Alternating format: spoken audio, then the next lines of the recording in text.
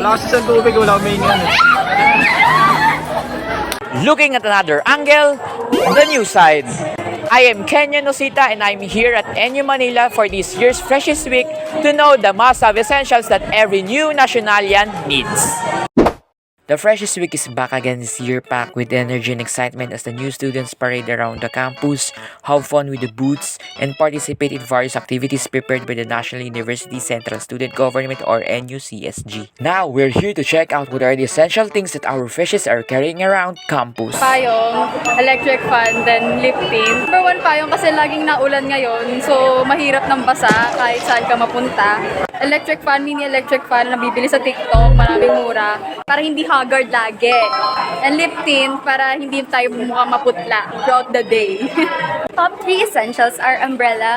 Considering the weather ngayon, since ayun, maulan, kailangan palagi may payong tayo para di lang tayo sulong ng sulong. And next, I consider this as one object, pero it contains pampaganda, pampafresh. As someone na mahilig magpakikay, of course, palagi akong presentable kahit saan man ako mapunta. Kahit hulas na, at least I can refresh it out. And lastly is my wallet. Siyempre, napapagod naman din ako at times. And siyempre, may mga sponty buys din or may makakita man ako na gusto ko, then automatic, bayad na. Ang hindi nawawala sa bag ko is cycle, periodic table, tas yung Anafi book namin since araw-araw namin siya ginagamit. And if ever na may nakalimutan ka dito, siguradong bagsak ka. If ever na hindi ko to dala, ako yung nagpapanik kasi manghihiram ako sa kaklase ko tas hindi ko makita, edi ako din yung bagsak. So yeah, dapat dala-dala ko to araw-araw para pumasa, para maging nurse. So sa akin naman po is Anapi book din. Kaso minsan ko lang binabasa, tinatamad ako.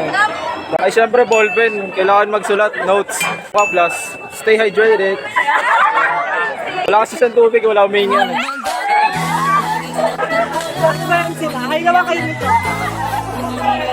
My 3 essentials are, first, fan kasi mainit. Second is my charger kasi malulubat yung cellphone ko. And third is my cellphone.